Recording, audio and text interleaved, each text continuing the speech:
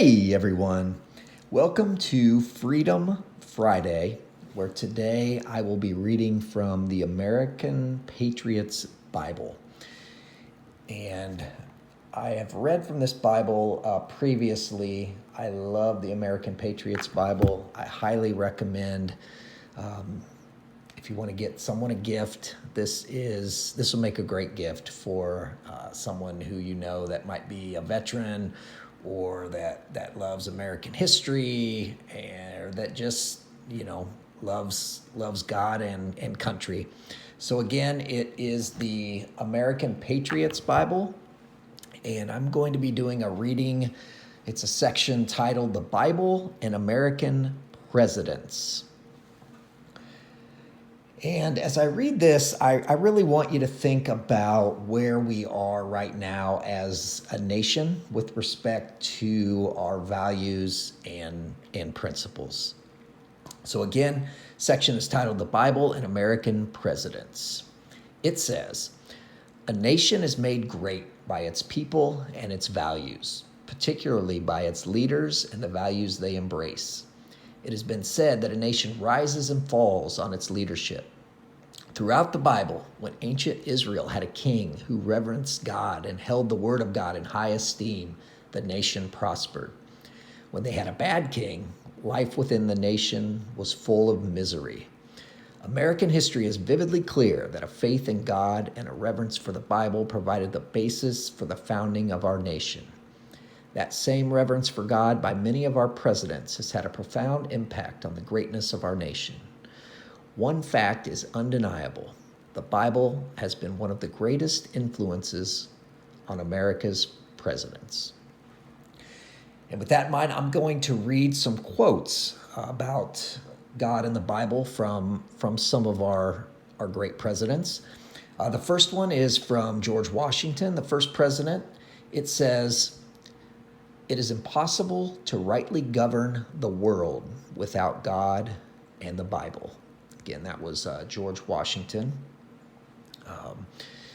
John Quincy Adams, the sixth president, said, "The first and almost the only book deserving of universal attention is the Bible. I speak as a man of the world, and I say to you, search the scriptures." The seventh president, Andrew Jackson, said, "That book, sir, is the rock on which our republic rests."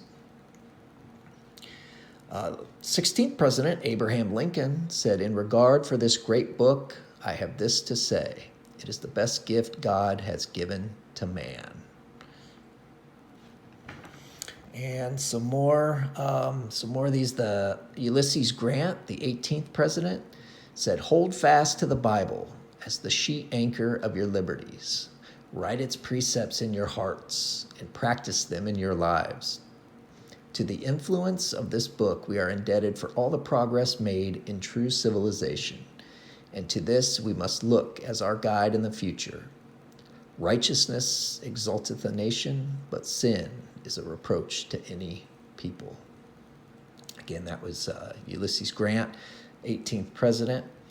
Benjamin Harrison, the 23rd president, said, "If you take out of your statutes, your constitution, your family life, all that is taken from the sacred book, what would there be left to bind society together?" And I just want to read a few more.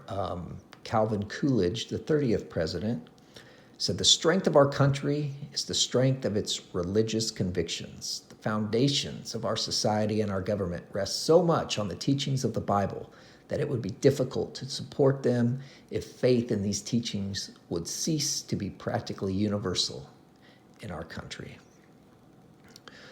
Franklin Roosevelt, 32nd president, says, "We cannot read the history of our rise and development as a nation without reckoning with the place the Bible has occupied in shaping the advances of the Republic.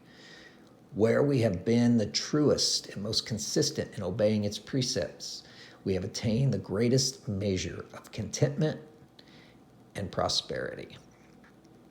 Harry Truman, the 33rd president, said, "The fundamental basis of this nation's laws was given to Moses on the Mount. The fundamental basis of our Bill of Rights comes from the teachings we get from Exodus and St. Matthew, from Isaiah and St. Paul. If we don't have a proper fundamental moral background, we will finally end up with a totalitarian government which does not believe in rights for anybody except the state. And finally, from Ronald Reagan, the 40th president, he said, "Inside the Bible's pages lie all the answers to all the problems man has ever known. It is my firm belief that the enduring values presented in its pages have a great meaning for each of us and for our nation. The Bible can touch our hearts, order our minds, and refresh our souls." So, guys, I think we're at a very crucial point in the history of our nation. We have pushed God further and further out of our daily lives, and our country is suffering as a result right now. As it said in the reading, a nation is made great by its people and its values, particularly by its leaders and the values they embrace.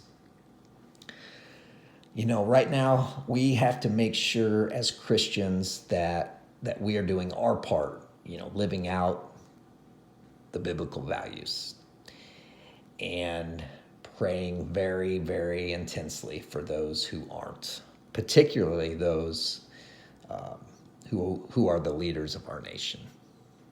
I love y'all. God bless. Y'all have a great day.